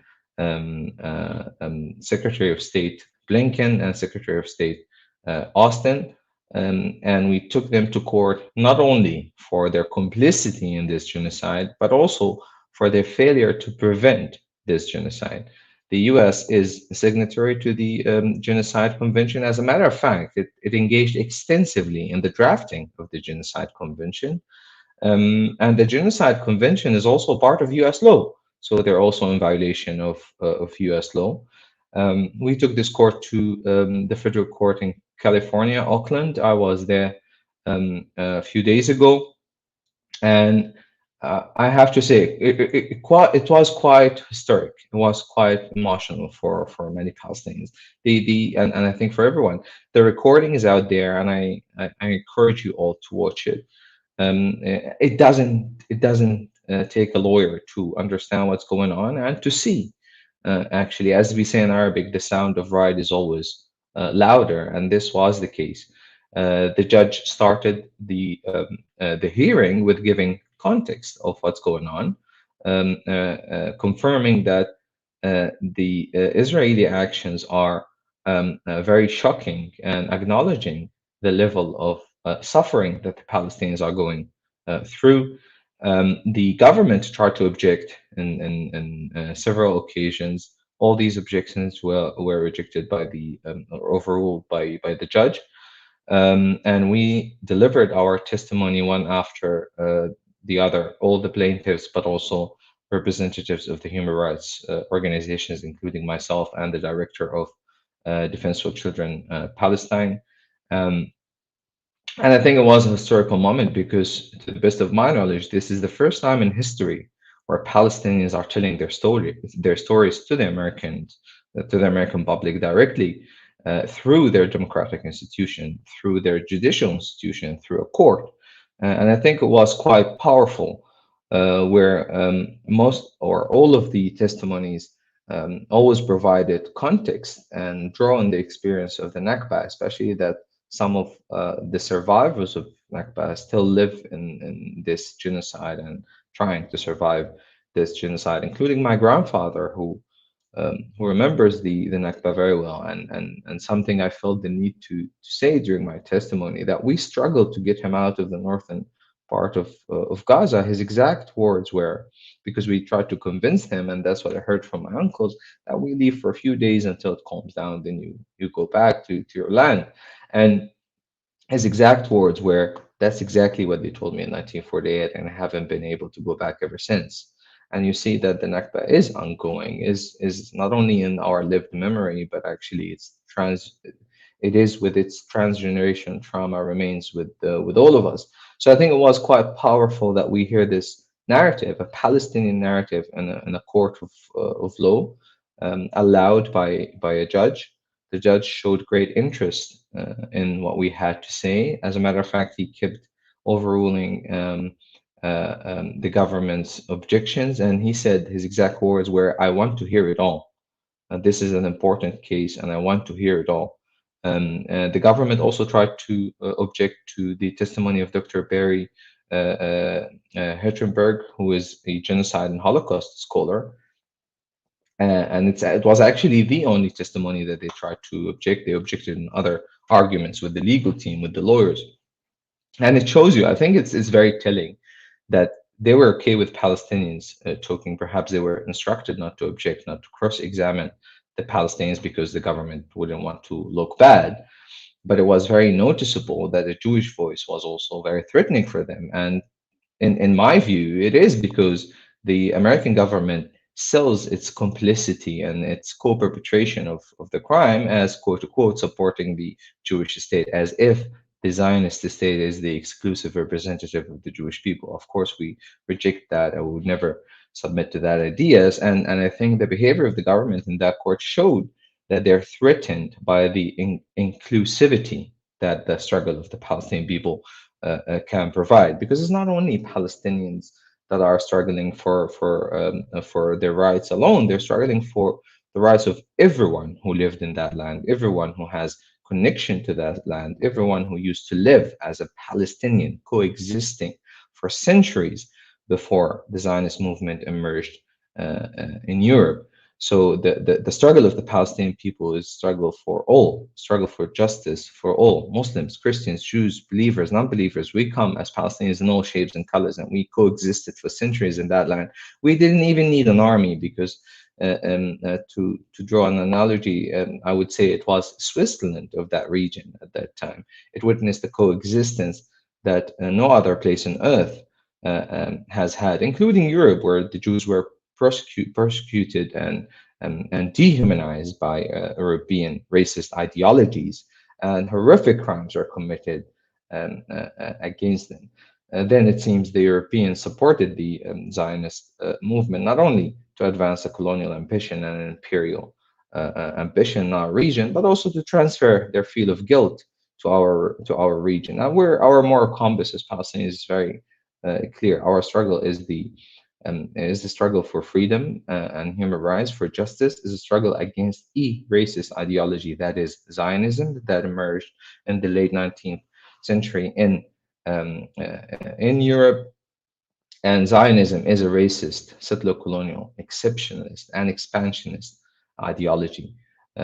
These are not my words, that Zionism is a form of racism and racial discrimination. As a matter of fact, this is the exact quote from the United Nations resolution, the United Nations General Assembly resolution of 1975, where it decided that Zionism is a form of racism and racial discrimination, and it poses a threat to international peace and security. In that particular resolution, there was a refer to another resolution where Zionism, or there was a mention of the unholy alliance between Zionism and apartheid South Africa. It's no secret that Israel was one of the countries that continued to support the apartheid regime in South Africa. While Shimon Peres was saying that they rejected in public, they were actually offering Jericho missiles. For those who don't know what these are missiles capable of carrying nuclear heads. They were offered to South Africa. So that's what Israel is about. That's what Zionism is about. And it's not only an enemy of the Palestinian people, it's actually an enemy of humanity. On the US and the West more generally, it's a flagrant form of not only complicity, but also contributing to these crimes. And if you allow me, since I spoke about the testimony, a few words on what does this mean, the current situation, not only for Palestinians, because it's about much bigger than that. What does it mean for the whole world? What does it mean for international law? And I think we're at a critical juncture in history where we see all of these states that portray themselves as pagan of democracy and promoting international law and human rights. Somehow it becomes irrelevant when it's about the situation in Palestine. So only a few months ago, almost 2 years ago, when the Russian invasion of Ukraine happened, the West has shown us a master class on how to mobilize international law to stand for rights of determination and for the right of people to resist their occupiers. But when it's about the situation in Palestine, this seems to change. So in the situation in Ukraine, they showed us how important is the right of self-determination. In Palestine, somehow it's irrelevant. It's not talked about. For example, Russian occupation is bad and we need to oppose it, but somehow Israeli occupation, the longest occupation in modern history, over 56 years of occupation, is in a way tolerated. The fact that the Israeli occupation lasted this long is a stain on humanity. And in this sense, allow me just to mention a bit of context, because I think it's crucial. Unlike what some wish to believe or actually behave, history did not start on October 7th. To say that, it means that we would be saying that we're okay with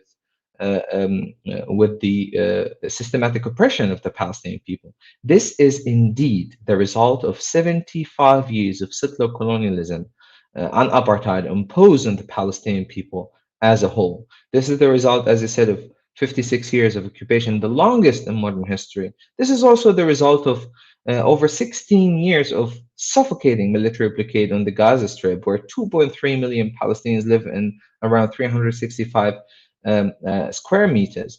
This is one of the most densely populated areas in the world. Israel only in the first 3 weeks bombed the Gaza Strip with the equivalent of 2 nuclear bombs like that dropped in Hiroshima. To imagine this in a densely populated area is already outrageous. The fact that this didn't um, outrage governments around the world and push them to take action, it means not only that our suffering has been normalized, but our very existence is being dehumanized. So the question to our Western colleagues, what is it about us that these same notions that we applied in Ukraine doesn't apply on us? For example, in every statement in Ukraine, you see reference to justice, accountability, the importance of the role of the ICC, the importance of the ICJ. But when it comes to Palestine, these references seem to be absent. Like justice is somehow irrelevant. Like they want to call for peace, absent justice, and they seem to forget the words of actually an American national, the former prosecutor of Nuremberg, Benjamin Franz, who once said, and I quote, "There can be no peace without justice, no justice without law, and no meaningful law without a court to decide what is just and lawful under any given circumstance." End of quote. So I think it's, and I'm concluding, Rabab. I got the point. So I think it's important to note that without justice, we will never have peace. And if the West is quite sure about their best ally in our region, or I would say their watchdog in our region, as quote unquote the only democracy in the Middle East, then why the only democracy in the Middle East refuses to go to court as any civilized nation? Why describe the ICC as quote unquote pure anti-Semitism and describe the Palestinians' effort to go to the International Court of Justice as diplomatic terror?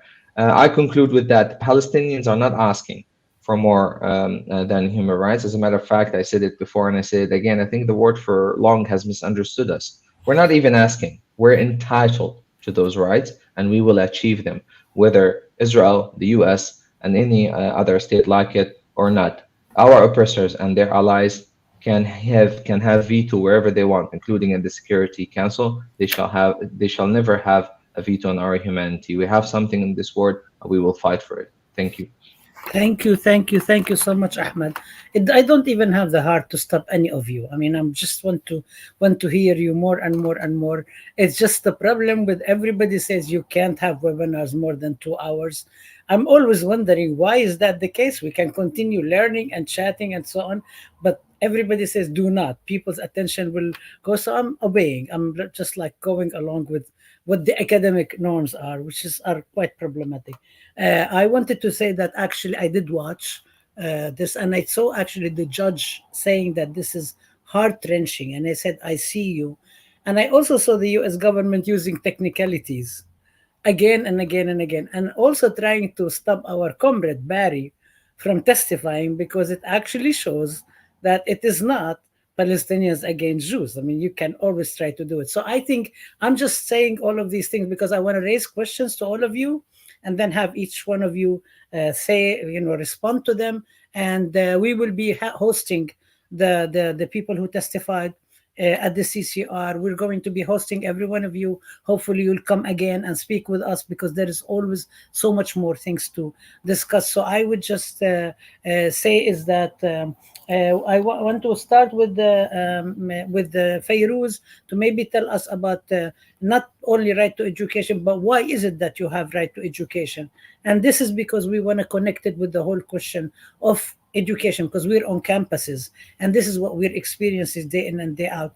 And we're told that Jewish students, and they say all Jewish students, which is actually not true, but feel uncomfortable whenever there is anybody Palestinian chanting for Palestine. And so including Jewish students like JVP in Colombia.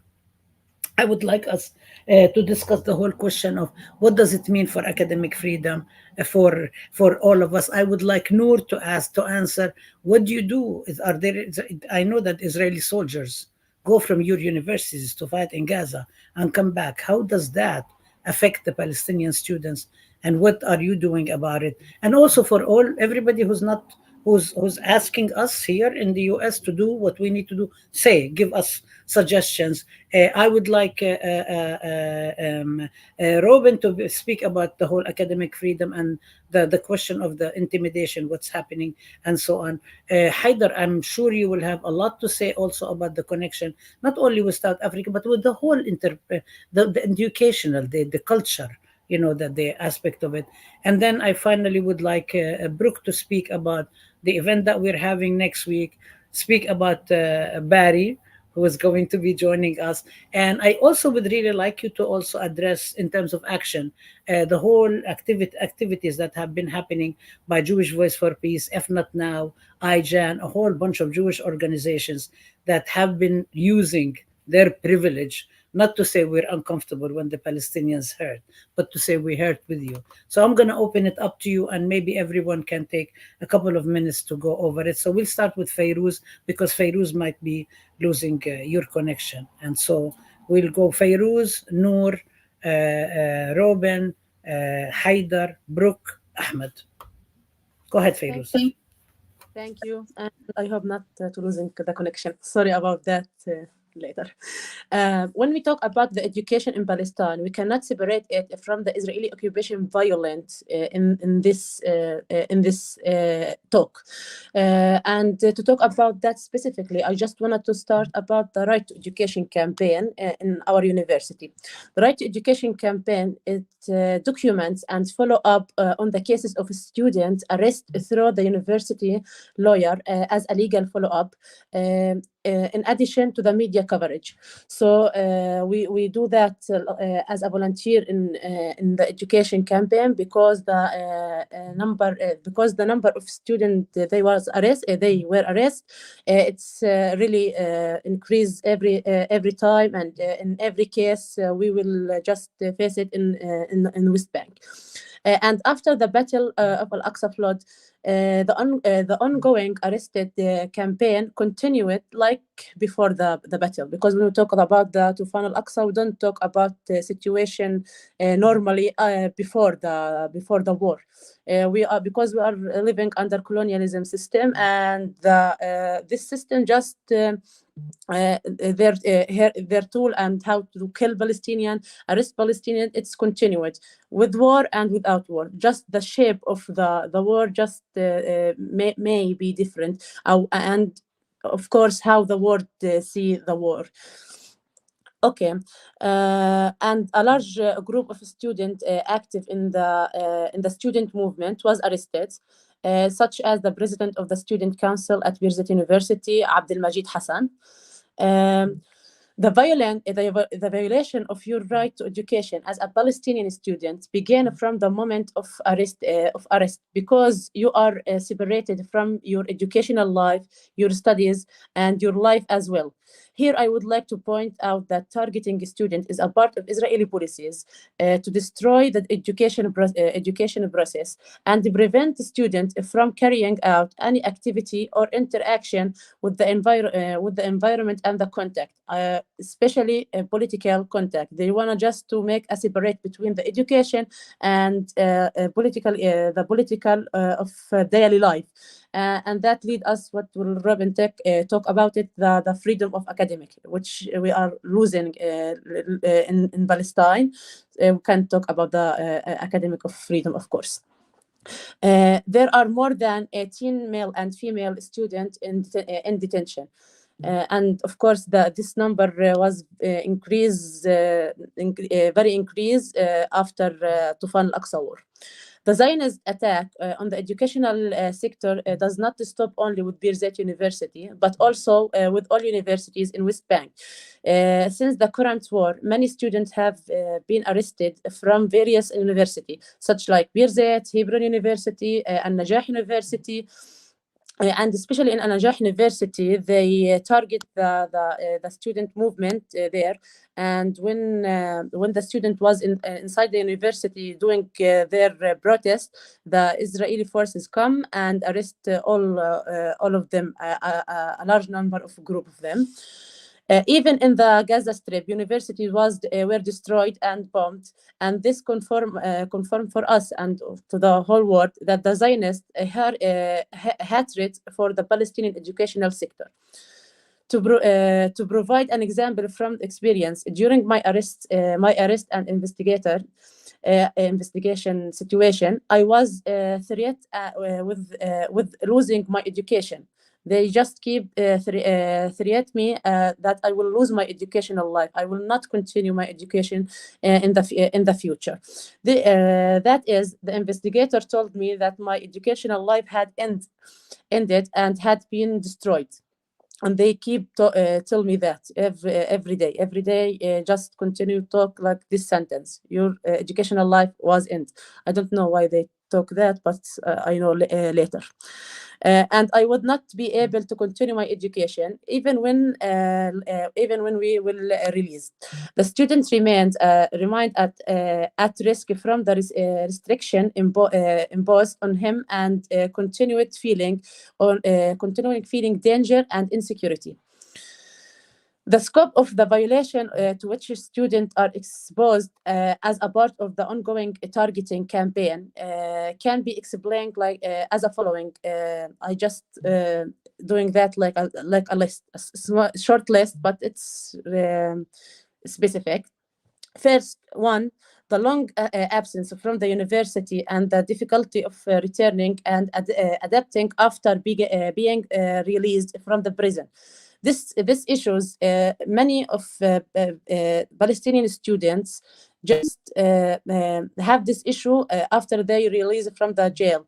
They have a big problem to come and continue their education life, because they have a long time absence from the university, their friend, their doctors, their courses. So they need a long time to come back again. And we all know that the education life does not have a romantic time to wait. The life continue just walk, and everything is keep continuing. The time will not stop to make you comfortable or to take your time. You don't have your time. This is the big issue. You don't have your time to keep continue. Two, preventing the introduction of educational materials and the completion of the student education inside the prison. They prevent the student where they inside the prison to continue their education, and they do not allow to them to take the material and course and to study inside the prison. Three, a place restriction on movement upon release time. You cannot move freely with the in barriers and checkpoints. Maybe you will be arrested again if you just need to go from for example, Northwest Bank to Southwest Bank, or the opposite of that. For targeting the education and research content practiced by the student as a security risk. They just mark your work as a student like a security risk, and trying to define any area of your study and writing as in quotation, a security risk. In this aspect, I experienced that personally because of my work on checkpoint and settlements. Because I'm a geographic student. When I wrote and I studied the settlement and studied the barriers and the checkpoints. They just not allow to us to do that. If you do that, you don't have the academic freedom to do that. Maybe because when you do that, you will go to the investigate and the investigation, and they will investigate with you about your academic work as a risk security, and you will be danger later in the future in their mind.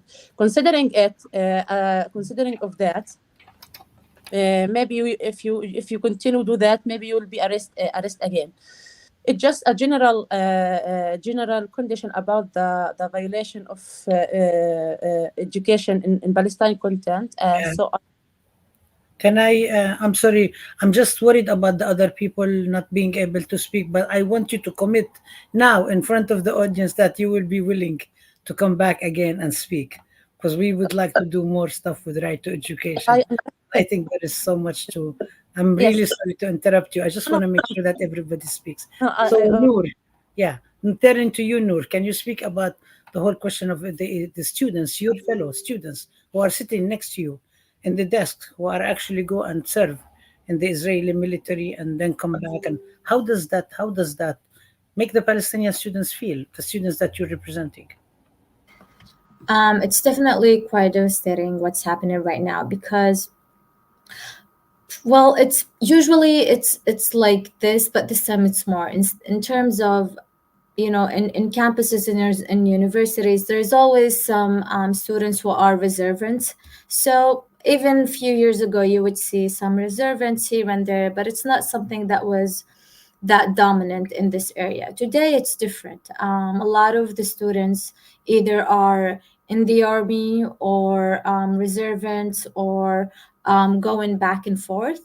And not only that they are in uniforms, but it's also the fact that we're talking about the weapons that even students who are not in the army, they are they are under the hat of being a citizen, are still coming with the weapons. And it's definitely making our students feel unsafe. And there's always this segregation, even in shared spaces and mixed places where you can find Jewish Israelis and Palestinians in Israel. But it's definitely making it even harder and even worse for both sides to communicate, to talk, and especially the comments, because these students are being praised by their colleagues and are being praised by mostly also by the academics. And just imagine how the Palestinian student is feeling, because they cannot even speak their minds or what's happening with them. So we are trying to understand how can we tackle these issues in terms of talking with the administration, and how can we basically offer any kind of services or any kind of limitations that we can set in campuses to make this a shared space for everyone in society without bringing that side into the campuses. And just to conclude, it's really important to not to shed lights on what's happening on the Israeli academic institutions, because it gives you a wider perspective of what is happening in society in general, about being silenced and being prosecuted and being basically oppressed in every level, and starting from a place that you would think calls for diversity and that you can have that set of differences, but it's definitely one-sided, and it has its consequences on our students. Thank you. Noor, we're going to go to Dr. Aid because of the electricity rationing in Johannesburg. We might lose you, and then we will go to Dr. Kelly, and then to Dr. Lorber, and I'm not sure if Ahmed, you want to say something to conclude. So let's see how we do. Go ahead, Tyler. Okay, thank you, Rabab. I'll be very, very brief. Actually, I think it's very important for people to understand that apartheid Israel is deliberately eliminating academics, top academics, scientists, and doctors in Gaza. The lots of whom will leave a very serious impact on Palestinian society in general, Palestinian society in Gaza in particular. They are, especially targeting those qualified in rare specialisms who have left a real hole, a big hole behind them, which will be extremely difficult to fill. Everybody knows Dr. Rifat Al-Arir. He was my friend, and I think Ahmed knows him also personally. He has really left a huge hole in our life. I myself have lost, in my own department, I'm not talking about my university, my own department, I have lost 2 of my colleagues and tens of my students. 50 Gazan leading professional figures in literary and scientific circles were killed and targeted deliberately in Israel's airstrikes I think it was between October the 7th and January the 7th. Within 3 months.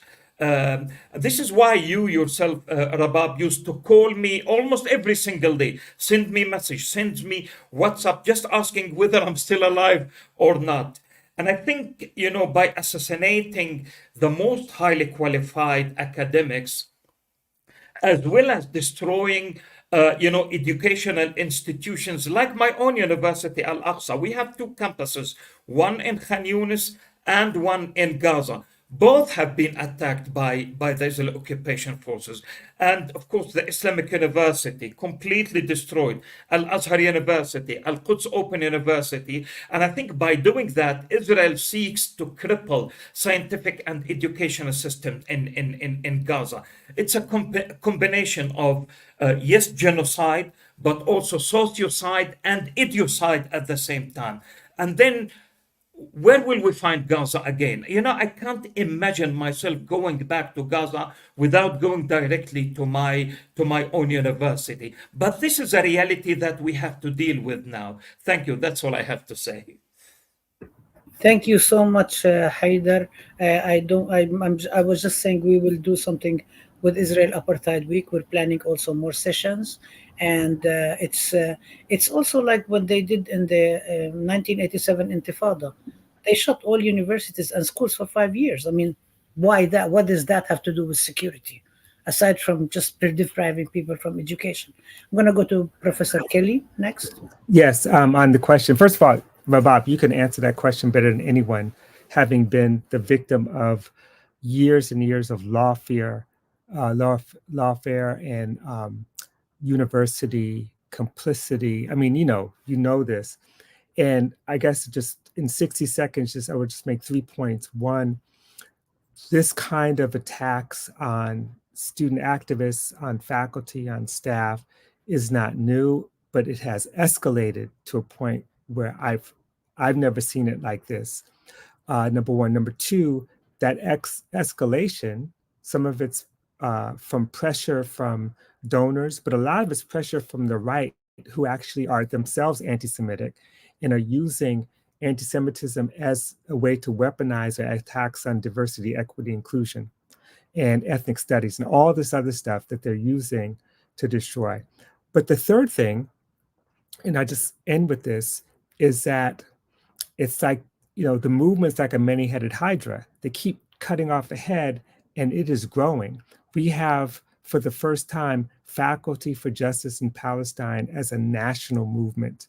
Many, many campuses are involved. SJP membership is increasing. When they outlaw groups like SJP and SJVP on Columbia's campus, they come up with a new organization that's bigger than ever. And so they're afraid. And what I could say is that if you want to know in a kind of nutshell what's going on, just pay attention to Barnard College. That's sort of like the microcosm of the whole nation. I'll stop there, but thank you. It's just such an honor to be with all of you. Thank you, Ruben. And definitely we have to talk more about that, also in terms of organizing. We have to talk about social movements.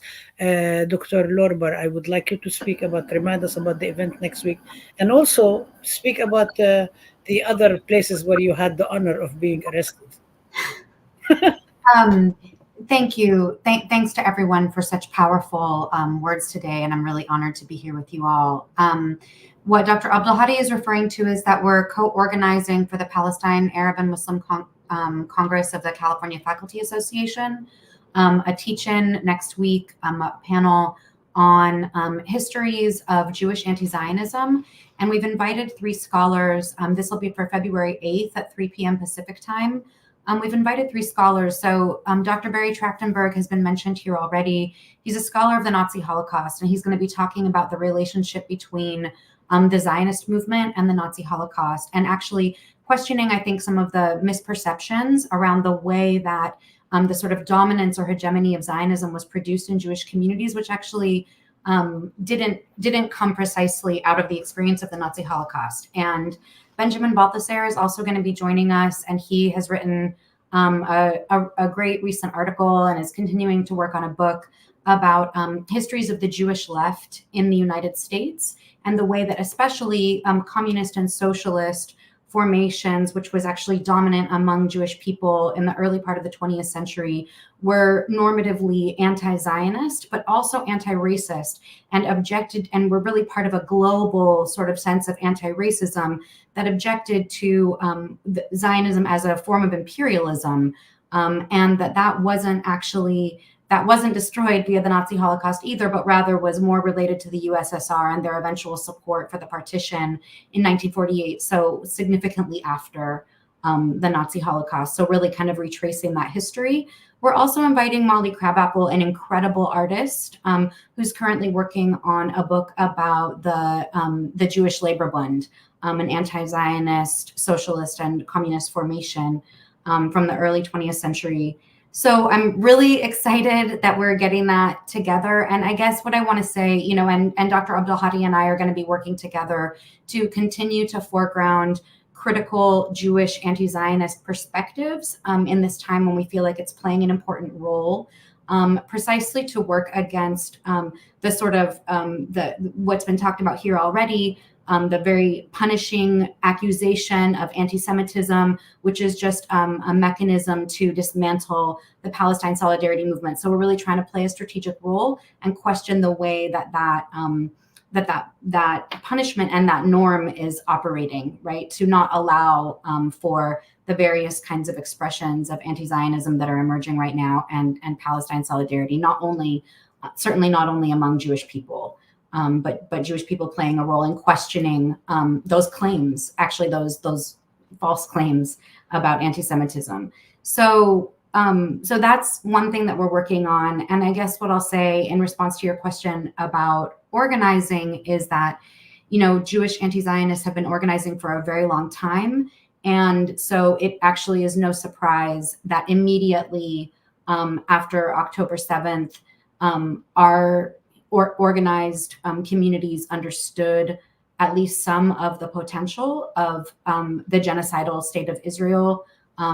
And we immediately came out once we recognized that this was indeed a genocidal assault. That I just want to emphasize that it's not only to play a strategic role, but that genuinely Jewish people overwhelmingly in this activist movement feel a responsibility and a connection to our own histories of our families and our communities' survival of genocide in Europe, and that we truly want to reclaim, and the group, the International Jewish Anti-Zionist Network, has long had a campaign called Never Again for Anyone. So making sure that we understand the history of the Nazi Holocaust and our historical role to join in the movements that are trying in every way that we can to prevent and stop this genocide. Thank you so much. I'm not sure, Ahmed, if you want to say 30 seconds or you're okay. I just want to say thank you, Rabab, for the invitation, and thank you for the great work you do. I know you do a lot to make these events happen, and thank you, everyone. It's been a pleasure being with you, and once again, sorry for being late. Thank you all. Concluding to just emphasize that we've had Palestinians from Gaza, from the West Bank, and from the 48 areas. And this is, we always aspire to make sure to realize the slogan that we say in Arabic, وحدة الشعب, وحدة الأرض, وحدة القضية, the unity of the people, of the land, of the cause. So it's really important to always be able to understand that, because sometimes people forget one thing or the other. We're very lucky and we are very fortunate to have such incredible siblings, comrades in the struggle, because you're not like allies. I don't really even believe in this ally business, such as Robin, such as Richard, and such as Brooke, and many others who actually make all of this stuff happen, who are organizing, as Robin has said. And we'll continue educating, we'll continue protesting, we'll continue challenging, we'll continue to demanding until the United States stops its complete participation and complicity in the blood that's being spilled in Gaza, end the genocide, and enable the Palestinian people to realize their right to self-determination, to return, to live in justice and peace as everyone else. With that, I thank you all, and we'll see you in the next panel.